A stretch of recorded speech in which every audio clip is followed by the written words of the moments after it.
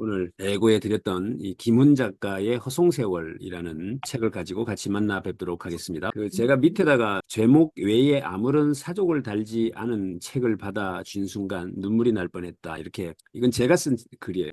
책을 내면 보통 이제 저렇게 책에다가 뭐 이런저런 사족을 달게 돼 있는데 제가 책을 보니까 아무런 부연 설명이 없는 책을 제가 받는 순간 또 얼마 전에 책을 한 권 냈는데 거기다 뭐 이런저런 막 부연을 갖다 많이 달았던 것이 생각이 나면서 뭔 이야기를 간명하게 사족도 알지 않고 자기 생각을 말할 수 있는 것, 이건 어쩌면 이런 내공이 어디서 나오는 것일까 이제 이런 생각을 해본 거죠. 그래서 그런 글을 제가 밑에다 다 부연해서 달았는데 김은 작가 뭐 다들 알고 계시니까 이분의 책을 같이 한번 만나보도록 하겠습니다. 8년생이세요. 그러니까 58년 개띠가 뭐 100만 명이 태어났다. 그래서 그 사람들이 뭐 사람 수가 많다. 뭐 이런 이야기 우리 곧잘 하게 되는데 이분은 48년생이니까 지금 80살까지 되신 분이시죠. 그래서 연세가 많으신 분이고 저 머리 휘날리는 그쪽에 이분의 나름의 어떤 캐릭터로 많이 알려져 계신 분입니다. 그래서 칼의 노래라는 책, 이순신 장군 주인공으로 해서 쓴 그 책에도 보면 어떤 뭐 바람, 칼 뭐 이런 것들이 굉장히 이분하고 잘 어울리는. 근데 이분이 살아온 삶을 한번 이렇게 보면 고려대학교 정치외교학과에 이제 진학을 하게 되는데 66년에 입학을 했으니까요. 근데 2학년 우연히 이 바이런 셀리를 읽은 것이 너무 좋아서 학년 1학기를 마치고 정외과의 뜻이 없어서 학교를 그만두고 집에서 영시를 읽으면서 영문과로 전과 준비를 했다고 그래요. 그래서 동기생들이 4학년 올라갈 때 그는 영문과 2학년이 되는데 이렇게 그러니까 이게 자기가 살아가는 삶을 포기하고 새로운 길을 갈 수 있다라는 것은 이게 그렇게 쉬운 일들은 아니잖아요. 그냥 관성대로 살아가기가 쉬운데 이분은 이제 그렇게 하셨던 분이고 그래서 동기생들이 4학년 때 자기 2학년이 되었고 그리고 이제 영문과로 옮기고 나서 한 학년을 다니고 군대에 갔다 제대하니까 여동생도 고려대학교 영문학과에 진학을 했더랍니다. 집안에 대학생이 둘이 됐으니 가르칠 형편이 안 된다. 뭐 아버지가 이제 그러셨던 모양이에요. 아버지가. 그랬더니 닥닥 긁어서 한 사람 등록금을 겨우 준비해 갖고 주니까 이때 이 김훈 작가님이 뭐라고 하셨는가 하면 내가 보니 넌 대학을 안 다니면 인간이 못 될 것 같으니 이 돈 가지고 대학에 다녀라 라고 말하며 그 돈을 여동생에게 주고 자신은 대학을 중퇴했다고 합니다. 이 말도 재밌죠. 니는 대학 안 다니면 먹고 살기 힘들 것 같으니 네가 다녀라. 내가 포기할게. 이래서 대학을 중퇴하신 분이 바로 김훈 작가님이십니다. 이렇게 재미있다는 생각이 듭니다. 나는 만약 저런 상황이었다면 어떻게 했을까라는 생각을 해볼 수도 있고 또 전과를 하고 언제든지 그만둘 수 있고 이거 그래서 우리가 흔히 이런 말들 많이 했죠. 포기는 우리가 흔히 뭐 내려놓는다 이런 말들을 곧잘 하잖아요. 근데 그건 전부 거짓말이라고 보는 것이죠. 왜 그런가 하면 포기라는 것은 가진 자가 하는 것이거든요. 가지지 못한 자가 하는 것을 포기라고 하지 않죠. 예를 들면 서울대학을 입학했는 사람이 자퇴를 해야 서울대를 포기했다고 하는 거지. 서울대를 입학하지 않은 사람이 나 서울대 포기했으라고 말할 수 없는 거예요. 왜냐하면 가진 적이 없기 때문에 포기할 것도 없는 것이죠. 그래서 일미 이 사람이 이제 가진 것을 내려놓고 포기하는 것 이것을 했던 분이다. 어린 나이에 이렇게 한번 볼 필요가 있습니다. 그래서 뭐 그것이 이 사람이 이제 살아가는 삶에 굉장히 큰 어떤 그 중요한 역할을 하게 되겠죠. 그래서 우리 주변에도 보면 이제 대학을 포기한 사람들이 다 세상을 바꿨다는 이야기는 우리가 흔히 하는 이야기 아니에요? 그러니까 빌 게이츠가 그렇고 그다음에 지금 페이스북에 또 그렇고 사람들이 미리 공지 드립니다. 이거 오늘 토론할 한번 해보자 그랬죠 제가. 이게 지금 그 이분이 살고 계시는 일산 근교에 국립박물관이 하나 생겼나 봐요. 그 박물관에 전시되어져 있는 작품이니 이게 철모로 만든 똥바가지입니다. 철모로 만든 똥바가지. 근데 이거를 이제 보고는 제가 책 표지에 이걸 표지 말고 중간에 첫 번째 삽입된 그림인데 이게 국립민속박물관에 전시되어 있다고 하는데요. 생활은 크구나라고 적혀 있어요. 그래서 무슨 뜻으로 무슨 생각으로 그걸 이렇게 썼을까를 한번 같이 곱씹어 보자 뭐 이런 측면에서 제가 오늘 주제로 한번 삼아보자 이렇게 했습니다. 오늘 책은 아시는 대로 산문입니다. 산문 45편이 적혀져 있는 책인데 산문은 그 글 그대로 읽어내야 됩니다. 요약해서 정리하는 것은 큰 의미가 없어요. 그러니까 이걸 같이 참여해서 좀 읽어보는 시간으로 할 테니까 참여하신 분들의 중에 혹시 책을 좀 읽으실 분들은 얼굴을 보여주시면 제가 기회를 그때그때 드리도록 그렇게 하겠습니다. 오늘 지금 늦게 들어오신 분들 다시 한번 죄송하다는 말씀을 드립니다. 제가 어제 저녁에 좀 늦게까지 뭐 좀 한다고 늦잠을 자는 바람에 오늘 늦게 일어나서 그렇습니다. 아, 죄송하고요. 이분 이제 김은 작가가 이런 이야기를 합니다. 나는 문학이 인간을 구원하고 문학이 인간의 영혼을 인도한다고 하는 이런 개소리를 하는 놈은 다 죽어야 겁니다. 순하고 지고한 가치가 있어가지고 인간의 의식주 생활보다 높은 곳에 있어서 현실을 관리하고 지도한다는 소리를 믿을 수가 없어요. 나는 문학이란 걸 하찮은 거라고 생각하는 거예요. 이 세상에 문제가 참 많잖아요. 우선 나라를 지켜야죠. 국방, 또 밥을 먹어야 하고 도시와 교통 문제를 해결해야 하고 애들 가르쳐야 하고 집 없는 놈한테 집을 지어줘야 하고 또 이런저런 공동체의 문제가 있잖아요. 이런 여러 가지 문제 중에 맨 하위에 있는 문제가 문학이라고 난 생각하는 겁니다. 문학뿐 아니라 인간의 모든 언어 행위가 난 그렇다고 생각합니다. 이건 어떠신지 모르겠어요. 그러니까 요즘 세상이 내가 하는 일이 세상에서 제일 중요하다고 말하잖아요. 내가 없으면 세상이 무너질 것처럼 말하고. 그런데 이분은 뭐라고 말하는가 하면 나는 문학이 인간을 구원하고 문학이 인간의 영혼을 인도한다고 하는 개소리를 하는 놈은 다 죽어야 된다고 생각합니다. 이렇게 말합니다. 그렇게 자기가 하는 일을 어쩌면 현실보다 밑에 것이라고 보는 거예요. 그러니까 우리나라도 지금 흔히 하는 대로 정치가 실종되었다고 얘기하는 게 정치가 밥 먹는 것보다 우선될 수 없어요. 철학이, 사상이 밥 먹는 것보다 우선될 수 없습니다. 그런데 우리나라는 자꾸만 밥 먹는 게 뒷순위가 되죠. 이래서 이제 다들 문제가 있다고 보는 것이죠. 이런 맥락에서 여러분들 접근하시면 좋을 것 같다라는 말씀을 드립니다. 이분이 쓴 책입니다. 어마어마한 책을 써내신 분이고 그리고 또 책을 한번 쓰시면 이게 그냥 아주 간단한 그런 책들을 쓰시는 분이 아니고 굉장히 무게감 있는 책들을 쓰시는 분이기 때문에 최근에는 나왔던 책이 안중근 의사를 배경으로 한 하얼빈이라는 책이 나왔더랬죠. 그래서 쭉 이렇게 남한산성은 예전에 영화로도 만들어졌고 그 전에 칼의 노래도 마찬가지고 이렇게 해서 굉장히 굵직한 책들을 쓰시는 분인데 그래서 저도 이분 책은 매니아가 되어서 이렇게 이제 나오기만 하면 보게 되는데 올해 조금 늦었죠. 6월 달쯤에 나왔는 책인데 벌써 몇 세 했는가 보니까 꽤나 올해 많이 발간이 된 인기 있는 베스트셀러 작가다. 자, 이분에 대해서 이제 출판사에서 서평을 해놨는 내용인데 한번 보겠습니다. 김훈의 허송세월은 글의 온도가 각기 다른 세 묶음의 산문집으로 구성되어 있다. 그 묶음은 각각 늙음과 죽음을 가볍게 받아들이기 새를 기다리며 세상에 직접성을 행하고 싶어하는 작가의 열망, 글과 밥, 체험적 언어로 쓰는 사랑, 희망, 연대 이야기 라는 소주제로 요약할 수 있다. 늙어가는 작가의 늙은 문장을 읽는 것은 괴로운 일이다. 와, 이거 늙어가는 작가의 늙은 문장을 읽는 것은 괴로운 일이다. 한때 사랑이었던 흔적이 떠내려간다. 원래 김은 글쓰기에 장기는 문장과 문장 사이 말과 말 사이의 생략을 통한 긴장이었는데 거기에 늙은 감성이 더해지면서 먹먹하다. 이런 것들을 외워두셔야 됩니다. 왜냐하면 여러분들도 주변에 이제 요즘 책 쓰는 분들이 많잖아요. 그러면 서평 한 편 써달라고 하면 좀 막막해가지고 잘 읽고 갑니다 이렇게 하지 마시고 이런 문장들을 하나쯤 외워두셨다가 한번 써보시면 좋을 것 같다는 생각이 들죠. 글 쓰는 사람은 세상의 모든 것을 명사, 동사, 형용사와 연결짓고 사람마다 다르게 울리는 그 미세한 차이를 주목한다. 그렇다고 그의 글이 헐거워졌나? 그렇지 않다. 그래서 나는 김훈이 좋다. 김훈처럼 꼬장꼬장하고 싶지는 않지만 그처럼 예민한 언어 감각, 단순성과 몸의 직접성이 강한 문장을 가지고 싶다. 그 또한 이 땅에 버리고 가야 할 욕심일지 모른다. 나의 공부는 아직 성글다. 자, 이제부터 책을 본문을 소개를 드리도록 할 텐데요.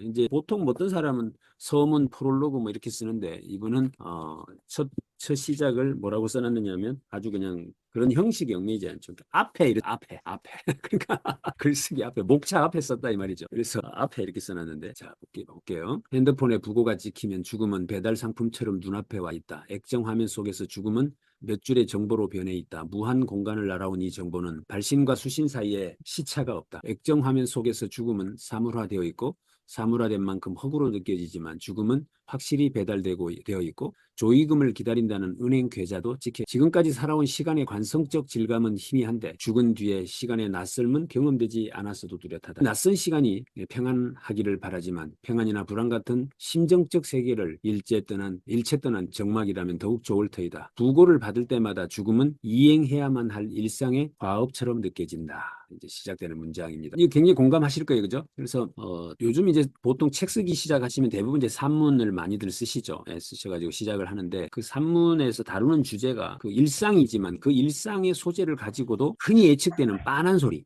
행복해야 되고 어쩌고 이런 이야기가 아니라 그 글 똑같은 소재인데도 아주 무게감 있는 글들을 써내려 간다라는 것들을 우리가 배울 수 있죠. 그래서 혹시 글쓰기를 도전하고 계신 분들은 저는 이제 김은 작가의 책을 한번 골라보라고 말씀을 드리고 이분이 그 칼의 노래라는 책을 쓸 때 했던 말인데 나는 단어 하나를 선택하기 위해서 100번을 고쳐 쓴다 이런 말을 하셨던 기억을 제가 합니다. 그래서 여기도 보면 핸드폰에 부고가 찍히면 찍히는 날이면, 카톡하고 들어오는 날이면 치면이라는 글자를 바꾸려고 치면 수백 번을 바꿀 수 있죠. 그랬을 때 어떤 사람들에게 감각적으로 다가오느냐, 이것들을 이제 따지시는 분이다, 이렇게 보시면 될 것 같아요. 지금부터 이제 술 이야기가 쭉 나와요. 그래서 혹시 요즘 이제 술 한 잔씩 하시게 되면 이 이야기를 소재로 한번 삼아보는 것도 좋을 것 같다. 똑같은 술을 마시고 있는데 이분이 어떻게 그 술을 받아들이고 있는지를 한번 보도록 하겠습니다. 와인은 첫 잔에 입술을 댈 때 그 몽롱한 입구로 사람을 끌어당기지만 출구를 찾기가 어렵다. 와인이 마음속에 펼쳐놓은 미로를 따라서 멀리 갔다가 그 미로를 다시 거꾸로 거슬러 나오면서 깰 때는 술 깨는 시간조차도 몽롱하고 흐리멍텅하다. 와인의 입구는 로맨틱하지만 출구는 멀고 힘든데 들어갈 때는 나갈 걱정을 하지 않는다. 와닿으세요? 와인 따로 가지고 이렇게 마시면은요, 이 와인이 입으로 이렇게 오죠. 끌어당기죠. 그런데 이놈이 다시 뒤로 출렁하고 갑니다. 그러면 나갈 구멍이 없죠. 흡사 사람의 인생도 그런 것 같아요. 뭔 일이 생기면 거기 훅 끌려 들어가죠. 우리 사랑도 그랬잖아요. 누군가를 만나서 훅 끌려 들어가는데 나가보면 출구가 없어요. 뭐 헤어지고 싶은데 지금 헤어지지도 못하고 그냥 살아야 되고 출구가 없는 겁니다, 한마디로. 그래서 여기 보면, 근데 와인은 먹고 나면 뒤끝이 안 좋다는 이야기를 많이 하잖아요. 흐리멍텅하죠. 그 다음날까지도 술이 잘 안 깨고 그렇잖아요. 그러니까 여기 보면 와인의 입구는 로맨틱하지만 출구는 멀고 힘든데 들어갈 때는 나갈 걱정을 하지 않는다. 우리가 들어갈 때 나갈 걱정하지 않는다는 말을 굳이 뭐 제가 해석해 본다면, 와인 먹으러 가자 이러면 소주 먹으러 가자는 것보다 더 좋아합니다. 먹고 나면 뒷감당을 못 하는데도 아 그래 한 잔 먹자 뭐 이러고, 와인 먹는다 그러면 왠지 좋아하고 뭐 왠지 뭐 이런 것들이 있죠. 그러니까 나갈 걱정을 하지 않는다 써놓고 있죠. 그래서 와인 한 잔을 먹어도 아 이렇게 표현해낼 수 있구나라는 것들을 한번 보면 좋겠고, 이 속에도 이분은 나름의 또 의미를 집어넣은 거죠. 지금 막걸리 이야기 한번 해보겠습니다. 막걸리는 생활의 술이다. 막걸리는 술과 밥의 중간쯤 되는 자리에 있다. 막걸리는 술을 밥 쪽으로 끌어당긴다. 농부 일을 거둘 때 막걸리는 밥을 술처럼 먹게 하고 술을 밥처럼 먹게 한다. 농부들은 막걸리를 숭늉처럼 마셨다. 사람은 밥만 먹고는 살 수가 없고 술만 마시고도 살 수가 없는데 막걸리는 그 사이에서 어중간하다. 막걸리와 와인은 같은 계층이지만 막걸리는 생활적이고 와인은 몽환적이다. 인간은 양쪽이 모두 필요하다. 나는 막걸리와 밥이 겹쳐지는 대목의 정서를 좋아하지 않는다. 나는 막걸리를 즐겨 마시지는 않는다. 이렇게 쓰고 있습니다. 막걸리 술과 밥의 중간에 위치한다. 혹시 내가 막걸리 같은 사람이라는 생각들 혹시 해보십니까? 그러니까 무엇과 아주 전문적이거나 아주 순수하거나 아니면 아주 그냥 이렇게 순박한 어떤 사람들의 중간쯤에 머무는 중간자적인 모습들을 한번 떠올려 본다면 어떨까라는 생각이 들어요. 그러니까 내가 아주 고도의 전문직이나 스페셜한 어떤 위치에 가 있는 사람도 아니고, 그렇다고 뭐 아주 그런 사람도 아닌, 무식하거나 뭐 이런 사람도 아닌데 중간에 딱 머물러서 이럴 때는 이런 척하고 저럴 때는 저런 척하고 이렇게 하면서 편의적으로 살아가고 있는 어떤 사람이라면 어쩌면 나는 막걸리 같은 사람이겠구나라는 생각이 들어요. 그런데 아무튼 이분도 이런 표현들을 해놓고 계십니다. 자, 이제 소주 이야기가 나옵니다. 소주 그 가공할 소비량에도 불구하고 소주는 아우라를 갖지 않는다. 이 말 대박입니다. 소주는 대중의 술이며 현실의 술로서 한 시대의 정서를 감당해 왔지만 풍미가 없고 색감이 없고 오직 찌르는 취기만 있다. 소주는 아기다툼하고 희로애락하고 생로병사는 이 아수라의 술이다. 소주는 인간의 기쁨과 슬픔, 소망과 좌절을 멀리 밀쳐내고 또 가까이 끌어당겨서 해소하고 증폭시키면서 모두 두통으로 바꾸어 놓는다. 소주는 생활의 배설구였고 종말 처리장이었는데 나 역시 거기에 정서를 의탁해서 힘든 날들을 견디어 왔다. 소주에 대한 표현도 아주. 근데 여기 보면 가공할 소비량에도 불구하고 소주는 아우라를 갖지 않는다. 그러니까 우리가 소주는 굉장히 서민적인 술이다라고 하는 거잖아요. 그러니까 양주 먹으러 가자면 양주는 양주의 아우라가 있습니다. 그죠? 또 와인은 와인 먹는다라고 하는 것에 대한 아우라를 갖고 있죠. 근데 소주 먹었다는 거 할 때 그걸 뭐 아우라가 있다고 할 수 없죠. 그러니까 그 가공할 만한 소비량, 그러니까 엄청나게 먹어야 되는 거 아니에요. 그런데도 그 아우라를 갖지 않는다라는 표현이 사뭇 저는 인상적이었습니다. 자, 밥이 뜸들면서 솥이 조금씩 김을 뿜어내면 쌀의 향기가 집안에 펴진다. 이 향기를 맡으면 사케가 익어가는 일본의 먼 마을이 생각난다. 이번에는 이제 술 이름 중에 사케를 이야기하는 거예요. 사케. 여기 보면 일본의 먼 마을이 생각난다. 가을에 누렇게 익은 벼들이 바람에 흔들리면서 쌀의 향기가 밀려올 때도 내 마음속에 사케 익어가는 술 도가가 떠오른다. 사케의 쌀밥의 범위를 넘어서지 않는다. 사케가 사람의 마음에 작동하는 방식은 논에서 익어가는 쌀이 아니라 밥솥에서 조금씩 새어나오는 김의 방식이다. 이 증류주니까 몇 해 전 눈이 많이 오는 겨울 홋카이도에서 사케를 마셨다. 주모는 이거 잘 보세요. 이 어떤 노인 한 분을 어떻게 묘사하는지를 한번 들여다볼게요. 주모는 허리가 굽은 늙은 여성이었는데 화장이 너무 짙어서 허무해 보였다. 큰 개를 기르고 있었는데도 개도 늙어서 눈뜨기를 힘들어했다. 뜨거운 사케의 부드러움이 몸의 바닥에서부터 스며들어 오니까 늙은 노모의 빨간 립스틱이 주는 허무함도 견딜만 했다. 내가 즐겨 마시는 술은 위스키 위스키다. 위스키의 취기는 논리적이고 명석하다. 위스키를 몇 병을 목구멍으로 넘기면 술은 면도날로 목구멍을 찢듯이 곧장 내려간다. 그 느낌은 전류와 같다. 호수에 돌을 던지듯이 그 전류의 잔잔한 여파들이 온몸으로 퍼진다. 몸은 이 전류를 저항이라면서도 이를 받아들인다. 온 세상 사람들이 너도 나도 위스키를 마신다 해도 위스키는 공동체의 술이라기보다는 개인의 술이다. 이 술 저술에 대해 수다를 떨고 있지만 지나간 술은 술로서 작동하지 못한다. 지나간 술은 화폭 속의 선과 같다. 몸으로 확인할 수는 없지만 돌아볼 수는 있다. 나는 이제 술을 마시지 못한다. 근데 이분이 나이가 들어서 지금 술도 못 마시는 지경이 되었다. 이 말을 이렇게 쓴 거예요. 앞에 저 많은 이야기를 하시고 나는 위스키를 좋아하는 사람이다. 그런데 나는 술을 마시지 못하게 되었다. 저기 보면 위스키 몇 방울을 목구멍으로 넘기면 술은 면도날로 목구멍을 찢듯이 곧장 내려간다. 이 술 저술에 대해 수다를 떨고 있지만 지나간 술은 술로서 작동하지 못한다. 이 말도 굉장히 이렇게 곱씹어 보면 아주 맛이 나는 그런 문장이라는 생각을 해보게 됩니다. 담배가 나로부터 멀어지고 나니까 이처럼 쉬운 것에 어째서 그렇게 어려웠던 것인가를 나는 지금도 알 수 없다. 노 스님은 담배를 피우지 않았다고 하니까 쉬움을 알지만 어려움은 모르실 것이다.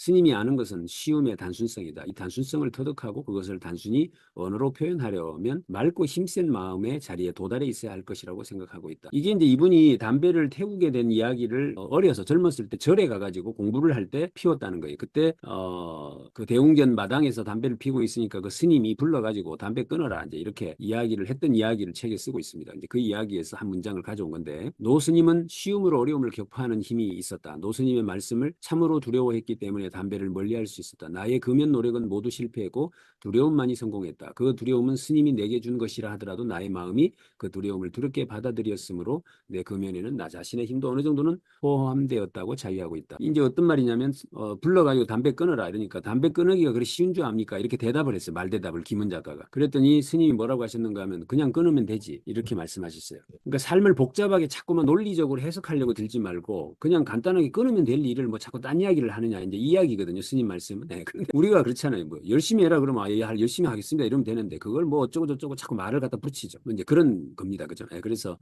이제 그것을 자기가 그 덕분에 두려움이 작동되어서 담배를 금연을 성공할 수 있었다 이런 이야기를 쓰고 있습니다. 자, 말년의 증상에 대해서 쭉 적어놔요. 이제 말년의 증상. 이걸 읽어보면 너무 재밌습니다. 자, 말년. 나는 이제 80에 가까워졌다. 병원에 가면 젊은 의사는 나를 어린이라고 더 젊은 간호사들은 날 보고 아버님이란다. 나뿐 아니라 늙은이를 보면 닥치는 대로 아버님이란다. 순서를 기다리는 머리 허연 늙은이들이 배꼽을 내놓고 춤추는 걸그룹 TV를 보고 있다. 간호사들은 박아버님, 김아버님 이렇게 불러. 이런 호칭을 들으면 모욕감을 느끼지만 별 수가 없다. 내가 젊은 간호사를 따라라고 부르면 나를 미친 늙은이라고 할 것 아닌가 이렇게 여러분들 한번 생각해 보세요. 이제 병원에 가신 거 이분이 가가지고 이제 대기하고 앉아 계시는데 보니까 전부 아버님, 아버님 이러고 있는 거 아니에요. 근데 사람이 아버님이 많아지면 뭐라 그러지? 김아버님, 박아버님 이런다는 거예요. 자기는 그 어떤 무리 중에 하나로 불려지고 있는 것 자체가 그렇게 유쾌한 일은 아니죠. 근데 지가 언제 봤다고 나를 아버님이라니? 내가 너를 딸이라고 하면 네가 가만히 있겠냐 이 소리거든요. 그다음에 여기저기서 또래들이 죽었다는 소식이 온다. 오래 누워있던 사람은 천천히 죽고 모양 먹고 골프 치던 사람은 갑자기 죽는다. 남의 집에 저녁 마실 오던 문상 왔던 사람들이 몇 달 후에 영정 속에 들어가서 절을 받고 있다. 죽은 지 2, 3년 지나서야 죽었다는 소식이 오기도 한다. 산자의 시간과 죽은 자의 시간은 서로 넘나들지 못한다. 이 경계에 관하여 산자는 말할 수 없고 죽은 자는 산자에게 말해주지 않는다.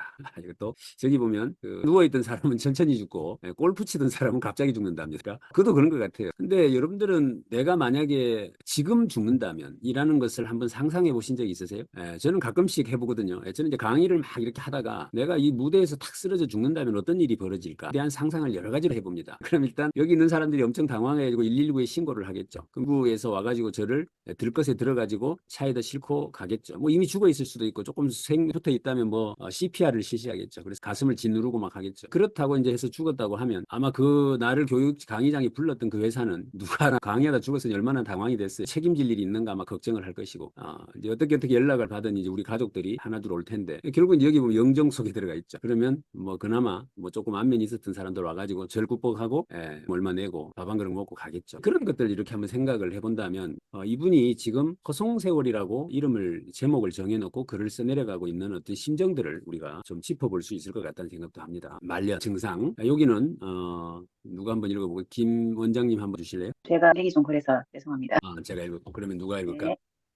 이재덕 사장님 한번 읽어봐 주실래요? 말년 허리가 아파서 병원에 가니까 나에게 앉아있을 때가 더 아프냐 서 있을 때가 더 아프냐고 물었다. 나는 앉으면 앉아있을 때가 더 아프고 일어서면 서 있을 때가 더 아프다고 말했다. 의사는 아픔의 정도를 측정하는 장치를 들이밀었다. 고통의 정도를 1에서 10까지 표시해놓고 숫자로 말하라고 했다. 나는 말하지 못했다. 나는 내 고통이 어느 눈금에 해당되는지 계량할 수가 없었다. 눈금을 들여다보니까 지나간 고통이 다시 살아나고 닥쳐올 고통이 미리 와서 눈금을 움직이고 있는 것 같았다. 고통은 경험될 뿐 말질 수는 없었고 눈금으로 표시할 수도 없었다. 고통을 시간과 분리해서 객관화할 수가 없었다. 고통을 계량화하려는 의사의 의도를 이해할 수는 있었지만 고통의 정도를 소고기 무게 달듯 저울에 올려놓고 얼마라고 말할 수 없었고 개념화된 고통은 전달되거나 공유될 수 없었고 고통은 오직 연민의 힘에 의해서 개별적 인간의 연계를 넘어갈 뿐인데 연민은 눈금으로 측정되지 않았다.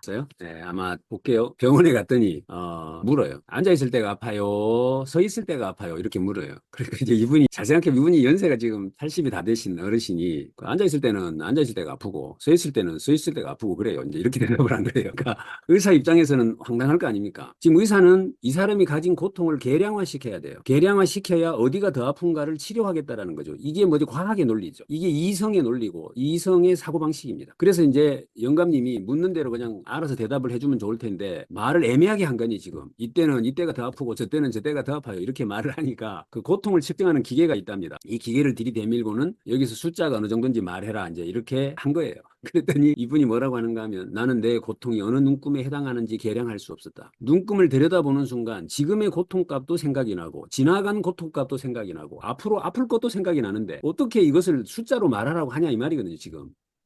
그러니까 이게 이런 환자 만나면 이제 의사 선생님 입장에서는 아주 머리 아픕니다. 그죠? 충분히 그럴 수도 있었겠구나 이런 생각이 듭니다. 고통은 경험될 뿐 말하여질 수는 없었고 눈금으로 표시할 수도 없었다. 그러니까 어제 우리가 채팅창에 그 김일훈 교수님께서 칸트의 순수 이성 비판을 잠깐 언급을 하셨길래 제가 같이 이렇게 몇 번 말을 주고받은 것들을 읽으셨는지 모르겠지만 우리 사회가 가지고 있는 이성적 논리 그리고 직관의 논리 그러니까 직관화되지 않은 개념 그리고 개념인데 직관이 빠져있는 어떤 개념 뭐 이런 것들이 결과적으로 온전히 완성된 모습이라고 할 수 없는 거죠. 그 이야기를 지금 이분은 그렇게 철학적인 언어를 쓰지 않습니다. 그냥 자기가 살면서 느끼고 있는 것들을 그대로 녹여내고 있다는 점을 본다면 제가 어제 말씀드렸던 대로 철학자보다 위대하다라고 제가 이야기를 하는 이유가 그거예요.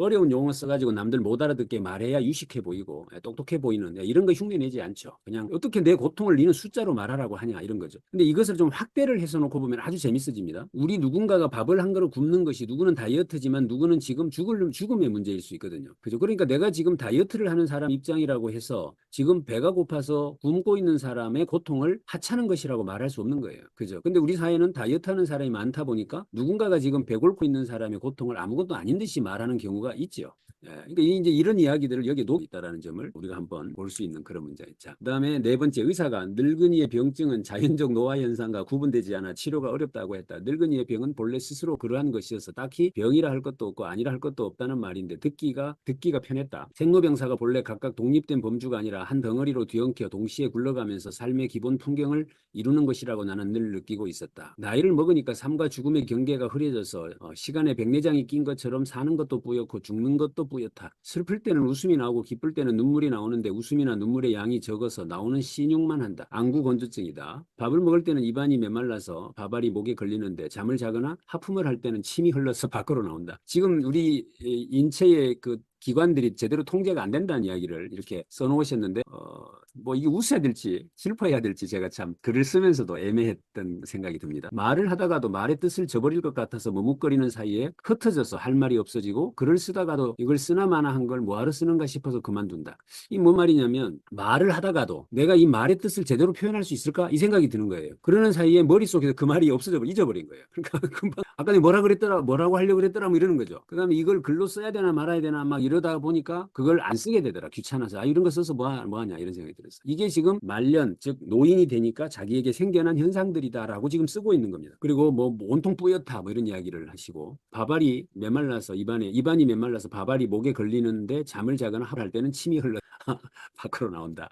이렇게 쓰고 있습니다. 늙으니까 혼자서 웃을 수밖에 없고 혼자서 울 수밖에 없는 일들이 많은데 웃음과 울음의 경계도 무너져서 뿌옇다. 재미가 있으십니까? 제가 요 근자에 이렇게 우리 계속 외주책을 만나고 있잖아요. 근데 요 근자의 책을 이렇게 정리하다가 사실은 지금 정리된 양이 어마어마하나요. 왜냐하면 문장을 읽어 나가면서 제가 글로 타이핑을 하는데 적다 보니까 굉장히 양이 많아지는 대표적인 그런 책이었어요. 나이를 먹으니까 삶과 죽음의 경계가 흐려져서 백내장이 낀 것처럼 사는 것도 뿌옇고 죽는 것도 뿌옇다. 이거 아주 저는 이 글을 쓰다가 막 얼마나 웃었는지 몰라요. 그러니까 한번 잘 들어보세요. 내가 사는 곳은 휴전선에서 가깝다. 외박이 끝나가는 시간이면 귀대하는 젊은 병사와 애인들이 줄을 짓는다. 젊은 애인들은 끌어안고 키스한다. 귀대 시간이 촉박할수록 키스는 간절해진다. 키가 작은 여자는 발 뒤꿈치를 들어 병사의 목을 두 팔로 감고 매달려서 키스한다. 애인들은 입술을 대는 각도를 바꾸어 키스하고 또 한다. 각도가 바뀌면 키스의 맛이 달라지는 모양인데 키스의 모든 각도는 지금까지 없었던 새로운 각도다. 이 귀대 키스의 대열을 관찰하는데 이때 나의 정신은 뿌옇지 않다. 삶이 저토록 빛나므로 나의 마음은 명석하다. 이거 사람 웃어야 되는데 안 웃으시네. 이 감성이. 상해보세요. 우리 군에 그죠? 이제 귀대해야 돼. 귀대. 군대 들어가야 된다고. 외출 나왔다가. 근데 키가 큰 남자하고 키가 적은 여자분이 키스하고 있는 장면을 보고 있는 거예요, 이 양반이. 근데 키스를 뭐예요? 각도를 다르게 한다. 키스가 각도를 바꾸면 맛이 다른가? 이제 이 생각을 하는 거죠.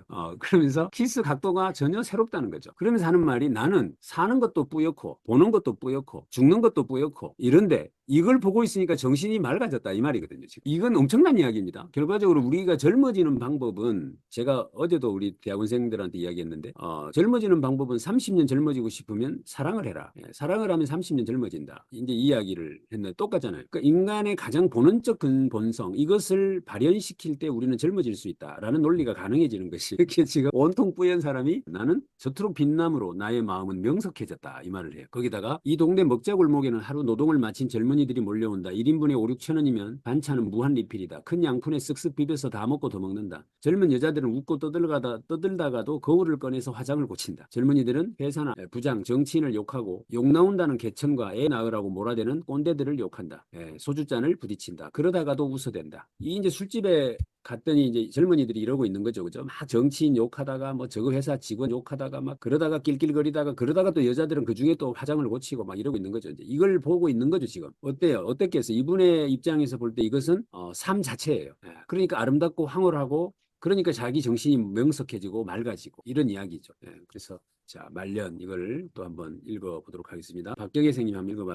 주어와 수어를 연결해 놓았다고 해서 문장이 성립되지는 않는다. 주어와 수어 사이의 거리는 불화로 긴장되어 있다. 이 아득한 거리가 보이면 늙은 것이다. 이 사이를 전압으로 채워넣지 않고 말을 징검다리 삼아 다른 말로 건너가려다 허당에 빠진다. 이 허당은 깊어서 한번 빠지면 헤어나지 못한다. 허당에 자주 빠지는 자는 허당의 깊이를 모른다. 말은 고해를 건너가는 징검다리가 아니다. 주어와 수어 사이에 횡한이 비면 문장은 들떠서 촐싹거리다가 징검다리와 함께 무너진다. 쭉정이들은 마땅히 제 갈 길을 가는 것이므로 이 무너짐은 해석하지 않다. 말더라 잘. 이제 사람이 늦잠을 자가지고 죄송하다. 제 이야기 하는가 봐요. 자, 주어와 수어를 논리적으로 말쑥하게 연결해 놓았다고 해서 문장이 성립되지는 않는다. 단어와 단어 사이, 그죠? 그 사이사이의 공백, 간격이 그 안에 뭐가 들었는지를 느끼도록 글을 쓰는 게 잘 쓰는 거지만 그것을 느껴낼 수 있을 때 우리는 늙은 것이다. 이렇게 표현을 하고 있어요. 여기서 우리가 이제 제가 계속 카톡방에서 여러분들에게 글쓰기 연습을 제가 사실은 좀 의도적으로 시키고 있는 겁니다. 근데 이런저런 이야기를 쓸 수도 있지만 한 문장을 쓸 때 조금씩 따듬어서 한번 써보는 연습들을 하시다 보면 나도 모르게 글이 늘고 그렇게 되겠죠. 그래서 주와 수를 논리적으로 말쑥하게 연결했다고 문장이 성립되는 것은 아니다. 이야기도 한번 곱씹어 볼 만한 그런 문장이고요. 나는 오후에 두어 시간쯤 햇빛을 쬐면서 늙음하게 세월을 보낸다. 해는 내 노년의 상대다. 젊었을 때 나는 몸에 햇빛이 닿아도 그것이 무슨 일이 알지 못했고 나와 해 사이의 공간을 들여다보지 못했다. 지나간 시간의 햇볕은 돌이킬 수 없고 내일의 햇볕은 당길 수 없으니 지금의 햇볕을 쪼일 수밖에 없는데 햇볕에는 지나감도 없고 다가옴도 없어서 햇볕은 늘 지금 내가 있는 자리에 온다. 햇볕은 신생 현재의 빛이고 지금 이 자리의 빛이다. 혀가 빠지게 말했던 세월도 돌이켜보면 헛되이 보이는데 햇볕을 쪼이면서 허송세월 할 때 내 몸과 마음은 빛과 볕으로 가득 찬다. 나는 허송세월로 바쁘다. 햇빛을 쪼일 때 나는 햇빛을 만지고 마시고 햇빛에 내 몸을 부빈다. 햇빛을 쪼일 때 몸의 관능은 우주 공간으로 확장되면서 나는 옷을 모두 벗고 발거숭이가 되고 싶은 충동을 느낀다. 이 햇빛이라는 단어를 가지고 지금 뭐죠? 지금이라고 하는 현재의 중요성을 언급하고 있죠. 그러니까 햇빛 햇볕은 사실은 시간적 개념으로 지금 녹여서 설명을 하고 계신다고 볼 수 있고, 우리가 받고 있는 햇볕이 태양으로부터 우리 지구까지 오는데 얼마 걸리는지 혹시 김 원장님 아세요? 글쎄요. 태양에서 빛이 시작하면 그냥 바로 여기로 옵니까, 지구까지? 아니죠. 대략 8분 정도 걸리거든요, 빛이. 그러니까 8분 전에 태양에서 출발한 빛이 지구에 오는 거예요. 그러면 우리가 받고 있는 이 빛은 현재라고 말할 수 있지만 사실은 8분 전에 온 거니까 과거일 수 있죠. 그러니까 지금 우리가 살고 있는 이 시공간이라고 하는 것을 물리학자들이 막 여러 가지로 복잡하게 설명하는 이유들이 다 여기서 시작이 됩니다. 그죠? 그러니까 이분은 지금 그 이야기를 제가 볼 때는 문장에 녹여내고 계시니까 이 글을 읽어서 어떤 의미인지를 우리가 이해하고 받아들이는 것은 그러니까 이 뭐 무게감 있다라고 이야기도 하고 글 속에 힘이 있다라고도 하는 이유들이 이제 그런 것이라고 보면, 근데 여기서 마지막에 햇볕을 쪼일 때 나는 햇빛을 만지고 마시고 햇빛에 내 몸을 부빈다. 그러니까 지금 이 순간이 행복하다, 좋은 것이다라고 아무리 말은 많이 하지만 햇빛을 맞고 벤치에 앉아있는 이 노인네가 그 햇빛을 보면서 빨가보고 싶다, 온몸으로 이 햇빛을 받아들이면 좋겠다 라고 하면서 다가오는 햇빛에다 얼굴을 비비고 막 마시고 막 이렇게 하는 장면을 떠올려 보시면 어때 우리가 행복해지는지를, 박원준 선생님이 매번 그 아침마다 그 사진을 이렇게 그 울산에 거기에 사진을 이렇게 올려주고 계시는데 아마 그걸 많이 느끼고 계시는 이런 생각을 해봅니다. 그 햇빛을. 요즘에 햇빛이 따갑다고 도망을 다니거나 비켜 다니는 세상이니까 오늘은 좀 햇빛이 나더라도 밝아보고 햇빛을 한번 맞아보시면 좋을 것 같다는 생각도 해요. 자, 시간은 시각과 시각 사이의 흐름이며 시각은 시간의 흐름 위에서 한 점이다. 공간은 전후 좌우 상하도 끊임없이 펼쳐진 빈자리다라고 사전에 적혀 있다. 나는 개념마다 기호를 사용하기를 나는 사과 7개를 보면 4+3의 결과를 떠올리지 않아도 7을 체험할 수 있지만 설명할 수는 없다. 설명할 필요가 없는 것을 설명하려 드는 나 자신을 나는 힘들어한다. 나는 갇혀있는 것이다. 시간을 시각과 시각 사이 흐름이라고 억지로 말하는 말을 들을 때 나는 말로부터 소외되지만 호송세월하는 저녁의 노을을 들여다보면 나는 시간의 질감을 내 살아있는 육신의 관능으로 느낄 수 있고 한 개의 밀입자처럼 또는 한 줄기 띠장처럼 시간의 흐름 위에 떠서 흘러가는 내 생명을 느낄 수 있다. 여기도 지금 시간이라는 게 뭐죠? 저도 이 말을 참 많이 쓰는 사람이어서 이걸 읽을 때 아주 부끄럽다는 생각을 했어요. 근데 시간이 뭐냐? 시작 지점과 끝 지점이 있는 그 어떤 간격, 그걸 시간이라고 하고 어느 점, 이것을 시각이라고 한다. 이런 류의 이야기들 우리 곧잘 많이 합니다. 인문학 책에서 많이 이런 류의 언급을 하죠. 왜 그렇죠? 시작이라고 하는 끝과 시작과 끝이라는 개념은 우리가 어떤 계획이라고 하는 이야기를 할 때 반드시 포함되어야 되는 이야기여서 그렇고요. 시각이라고 하는 개념은 지금 현재라는 개념이기 때문에 이것을 끌어다가 인문학적 논리를 펴나가는 사람들이 많습니다. 그러니까 그 말을 여기 지금 이분이 하고 있는 거예요. 그래서 그렇게 말을 하는데 사과 7개라고 말을 하는 순간 사과 3개가 있고 4개가 있구나, 합쳐서 7개구나라는 논리가 네 머릿속에서 돌아가고 있다면 너는 갇혀서 하는 것이다. 7개면 그냥 7개라고 받아들여라. 그럴 수도 있는 것 아니냐라는 거거든요. 지금 여기서도 이런 거죠. 우리가 지금 책을 읽고 있지만 이걸 자꾸 이제 분석하려고 들고 있는 저의 모습은 사실은 뭐죠? 갇혀 있는 것일 수도 있어요. 저는 지금 여러분들 이해를 돕는다는 이름으로 이러고 있지만 그냥 읽으면 당연히 와닿는 느낌 그걸로 끝인데 그것을 애써서 자꾸만 설명하고 부연 것 자체가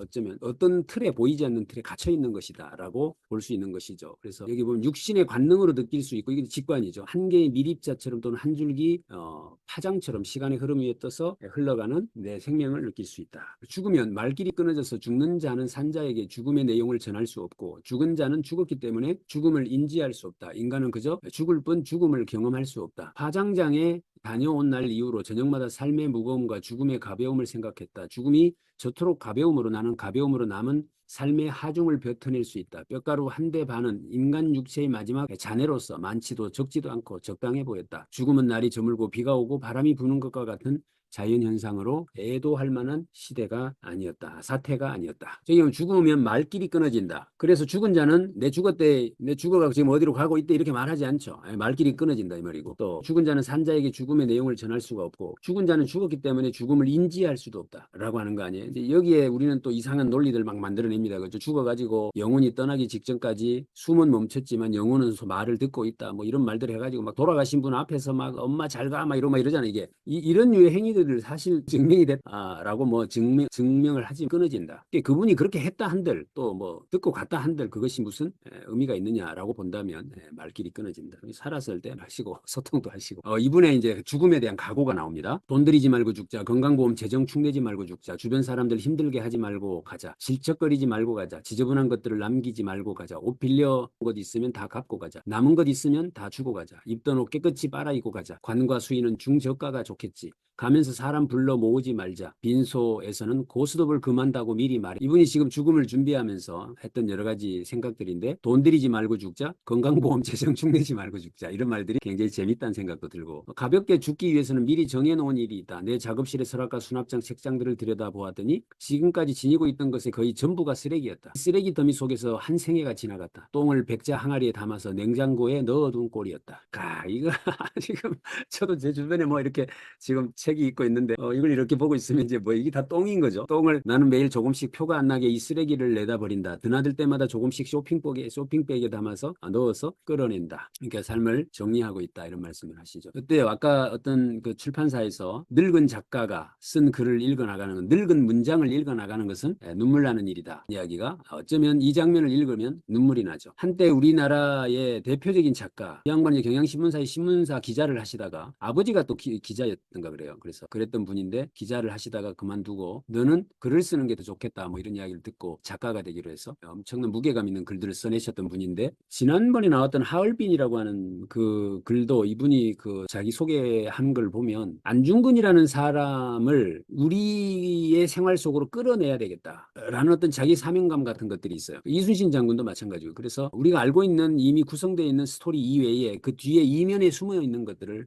끄집어내서 사실 안중근 의사 같은 분들은 우리의 영웅이잖아요. 이런 분들 우리가 같이 공감하게 만들어내는 이런 일을 하셨던 분이 지금 자기가 쓰레기 더미 속에 살았다 이렇게 이야기를 하니까 그래서 제가 어제 누구한테 그런 이야기를 했는데 우리 시대의 나름 영웅이라고 하는 사람 또는 지도자의 위치에 있는 특히 여러분들도 그렇고 아버님 어머님도 지도자의 위치에 있는 거죠. 자식들 입장에서는 이렇게 약간 허한 말 이런 말 안 하는 게 안 좋겠나 이 생각이 왜냐하면 저렇게 멋있게 나름대로 살았는 사람도 허무하다고 하면 그 자리에 가보지도 못한 사람들은 오죽이나 하겠나 이 생각이 드는 거죠. 그렇지 않습니까? 그래서 지도자 위치에 있는 사람은 어쩌면 숙명일 수도 있다. 힘들고 어려워도 담대한 모습으로 이 세상을 끝까지 버텨내줘야 한다. 이런 생각을 한번 저는 해보게 되었는데 자 유언 어떻게 준비들 하고 계세요? 이분의 유언입니다. 지금 아주 재밌는 이야기가 나오니까 기대하시고 들어보세요. 꼭 유언을 해야 한다면 딸아 잘생긴 건달놈들 조심해라. 아들아 혀를 너무 빨리 놀리지 마라. 이 정도면 어떨까? 이게 자기가 하고 싶은 유언이라는 거예요. 오래전에 돌아가신 나의 아버지는 스스로를 광야를 달리는 말로 지칭했다. 아버지는 집 밖으로 나돌아 평생을 사셨는데 돌아가실 때 유언으로 미안하다를 남겼다. 한 생애가 내 음절로 선명히 요약되어 있다. 더 이상 짧을 수는 없었다. 후회와 반성의 진정성이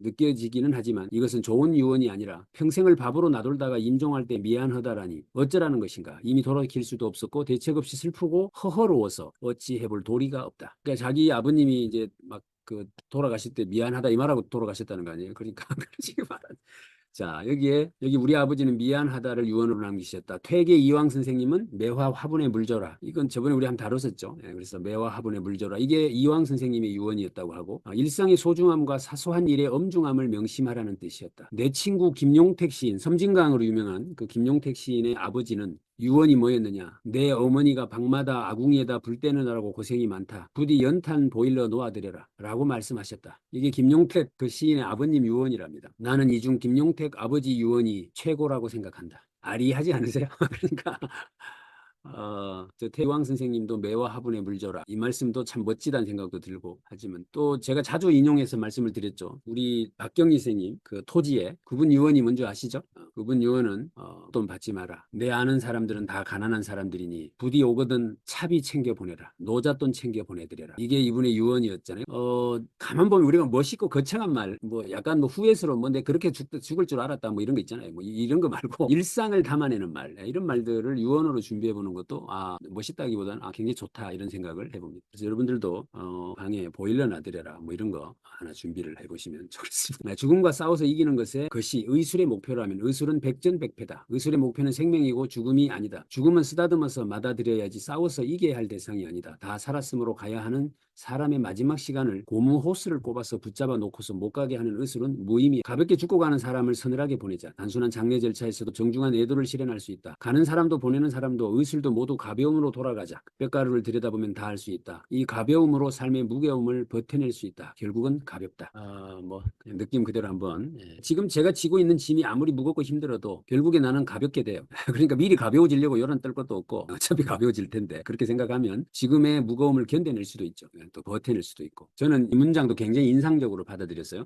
이제 이분이 이제 나이가 드시니까 누가 내가 죽으면 벌초를 하겠나? 우리 산소를 누가 관리하겠나? 이 생각이 드는 거예요. 그러니까 자기 집안에 있는 산소를 전부 다 파묘를 해가지고 전부 다 이제 납골당 같은 데 모신 거죠. 이 작업을 하는 과정을 쭉 써놨어요. 그래서 뭐 처갓집 장인 장모님 뭐를 파묘를 했더니 한 분의 관을 열었더니 뼈가 아주 양지 바른 곳에서 잘 이렇게 해가지고 뼈만 이렇게 이쁘게 놓여져 있는데 한쪽 관을 열었더니 뭐 거기에 막 그물망 같은 게 쳐져 있고 물기가 들어가가지고 물에 젖어 있고 막 이런 걸 보니까 이제 자식들이 거기서 울고 통곡을 하고 하는 거죠. 이제 이 장면을 쭉 써놓으셨어요. 써놓고는 이제 와서 소회를 써놓은 거예요. 산소 정리를 마치고 돌아와서 나는 더 이상 아버지 어머니의 제사나 차례를 모시지 않기로 작정했다. 나는 아버지 어머니의 혼백을 땅에 의한 결박, 핏줄에 의한 결박, 모든 인연에 의한 결박, 한 소채 먹은 밥에 의한 결박과 이 세상의 비닐망에 의해 결박에서 풀어드리기로 했다. 이것이 이제 늙은 나의 마지막 예절이고 어려서는 부모 속썩이고 자라서도 변변치 못했던 아들이 부모에게 드리는 가장 좋은 자유의 선물일 것이다. 여기 보면 그렇죠. 지금 우리가 왜 묘를 좋은 데 쓰려고 하죠? 돌아가신 분의 덕 보려고 지금 좋은 데 쓰려고 하는 거 아니에요? 말은 좋은 데 모셨다라고 하는 거지만 사실은 좋은 데 써야 자식들이 복 받는다. 뭐 최소한 벌 받지는 않는다. 뭐 이런 논리가 작동되고 있어서 그러니까 한마디로 우리는 죽은 사람마저도 우리는 뭔가로 묶어놓고 있는 거죠. 결박하고 있는 겁니다. 그리고 여기 보면 혼백을 땅에 의한 결박, 핏줄에 의한 결박. 이게 땅에다 꼭 묻으려고만 하잖아요. 이걸 공중에 뿌려버려도 되는데 그것도 결박이라고 보는 거죠. 핏줄에 의한 결박, 인연에 의한 결박, 한 소채 먹은 밥에 의한 결박. 그리고 이 세상의 비닐망에 의한 결박. 비닐망의 결박이라는 게 뭐죠? 사회에서 맺은 여러 가지 인연들이라는 게 있죠. 아무것도 아닌 인연들, 어쩌면 이제 그 비닐 같은 그런 것들이죠. 그런 결박에서 풀어드리지 못하죠. 왜 그렇죠? 저 집엔 묘 잘 썼네, 자식들이 잘 됐는갑네. 그거 자랑하려고 묘를 따듬고 하잖아요. 그게 다 비닐막에 의한 결박으로 보는 거죠. 이런 것에서 내가 우리 부모를 놓아드려야 되겠다. 그러니까 제삿날도 뭐 반찬도 어디서 사다가 뭐 정성도 없는 거 차려놓고 앉아가지고 절 꾹꾹꾹 하는데 그거 먹으러 와야 되잖아요. 차려놨으니까. 그건 뭐 죽은 어른들이 조상들이 해외여행 다닐 수도 있는데 그날 되면 와야 되고 막 왜 그 쓸데없는 자꾸 구속을 하느냐는 거죠. 그러니까 제사를 안 지내기로 했다. 뭐 이런 이야기로 저는 해석을 했어요. 그러니까 여기 그랬구나. 내가 그러고 보니까 우리 조상들을 내가 결박하고 있었구나. 이런 생각을 해보는 거죠. 자식들이 성장해가지고 집에만 있으면 좋겠어요. 버뜩버뜩 나가가지고 저거 살림 차리고 이래야 좋지. 근데 그 밑에 있는 장면도 너무너무 재밌는 장면입니다. 재작년 열흘 정도 입원했을 때 복도에서 친구를 만났다. 손가락으로 난 여기야. 나는 여기야. 이제 병원에 가면 친구를 만나는 거죠. 가면서 왜 왔어? 이렇게 물으면 이 손가락으로 자기가 아픈 데를 가르친대요. 자기 친구 A씨가 나오는데 이게 자기 이제 그 중요 부위를 가르치는 거죠. 이 전립선 암이다 이 말이고 어떤 사람은 심장을 가르쳐 난 여기야 이러면 심장에 문제가 생겼다 이 말이거든요. 이게 이제 병원에 가서 서로 나누는 대화가 이거라는 거예요. 그래서 저기 보면 링거 방울들이 내 혈관 속으로 들어갔다. 시간의 방울들도 흘러 들어가고 있었다. 내 마음 속에서 버려지지 않는 말들이 들끓었다. 네, 재밌게 따라오고 계시는지 모르겠습니다. 품은 새는 고요히 집중했고 스스로 가득 차 있었다. 어둠과 비와 추위를 새는 혼자서 감당했다. 수컷은 작은 먹이들을 부지런히 날랐고 가끔씩 암컷과 교대했다. 나는 생명과 생명 사이를 건너가는 온도의 작용을 생각했고 품다라는 한국어 동사의 경건함을 생각했다.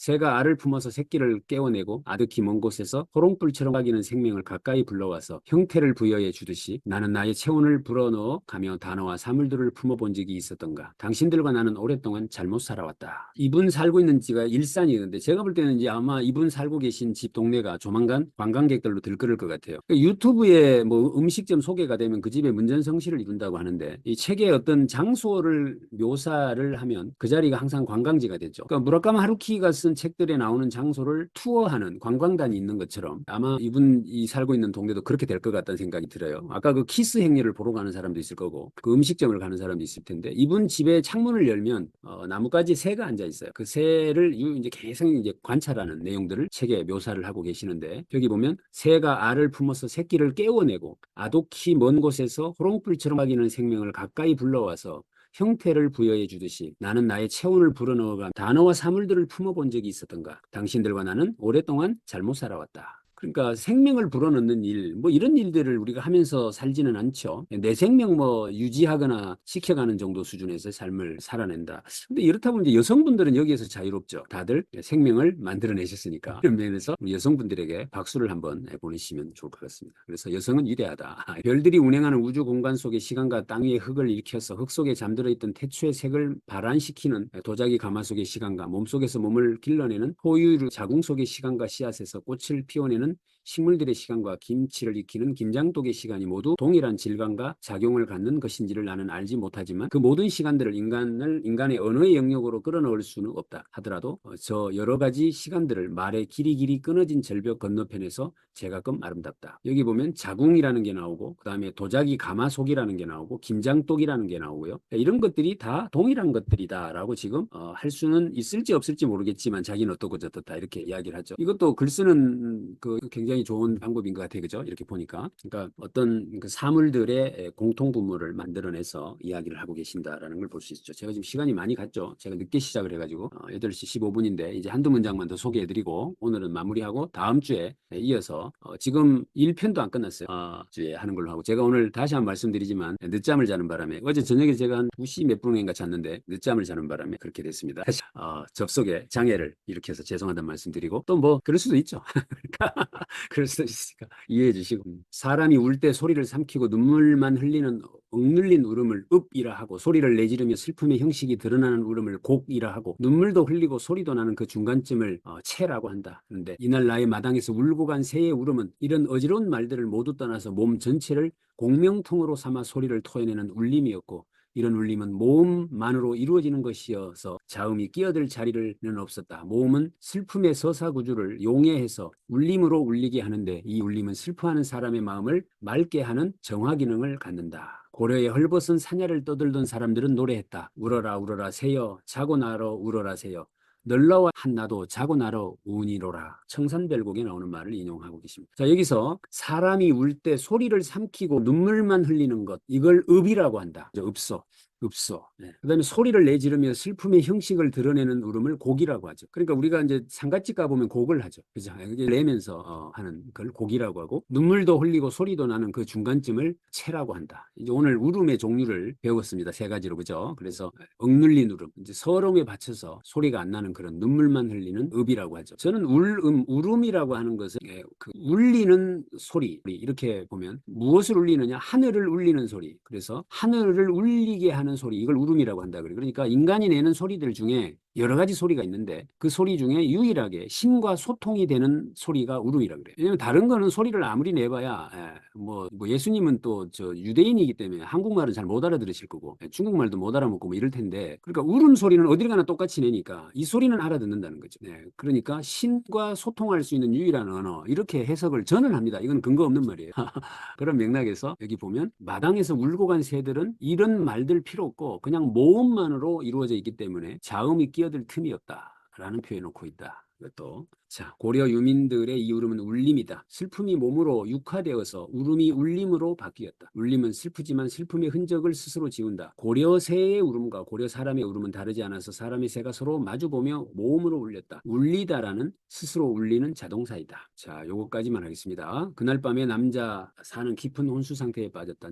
내가 죽었다고 생각했는데 죽은 나를 의식하는 또 다른 내가 있었다. 죽지 않은 자는 죽지 않았기 때문에 죽음을 알 수 없고 죽은 자는 죽었기 때문에 죽음을 알 수 없으므로 인간은 죽음을 알 수 없고 말할 수 없고 전할 수 없고 설명할 수 없을 터인데 그날 밤의 혼수 상태 속에서 나는 죽었음으로 불구하고 죽음을 경험할 수 있었고 죽음을 느낄 수 있었다. 나는 내가 죽었음을 알고 있었으니까 죽은 것도 아니고 산 것도 아니었는데 죽은 쪽에 더 가까웠다. 가끔 이제 이런 경험들을 하기도 하죠. 그래서 입원에 있다 보면 뭐 옆에 앉아서 옆에 누워 있던 분이 죽기도 하고 돌아가시기도 하고 뭐 이런 경험들을 이제 하면서 이제 체험하는 내용들을 담고 있습니다. 어떠셨는지 모르겠습니다. 오늘 허송세월이라는 책을 지금 우리가 만나보고 있는데 그동안 우리가 관념적으로 또는 개념적으로 받아들였던 써놓았던 책들을 많이 접했죠. 해서 뭐 죽음이라고 하는 것에 대한 이야기가 낯설지는 않은데 실제 이것을 또 다른 언어로 실감나게 표현해 놓은 책을 만나고 특히나 우리 시대를 풍미했던 어떤 한 작가가 노년에 80 다 된 나이에 원고지를 펴놓고 펜을 쥐고 앉았을 때의 그 마음을 한번 느껴보는 그런 것만으로도 굉장히 풍요로운 시간이다라는 생각을 저는 해보는데 여러분들 어떠셨는지 모르겠습니다. 그래서 오늘은 시간이 조금 많이 가서 그 정도로 소개를 마무리하고요. 그 다음 주에 못다한 내용들은 다시 다루도록 그렇게 하겠습니다.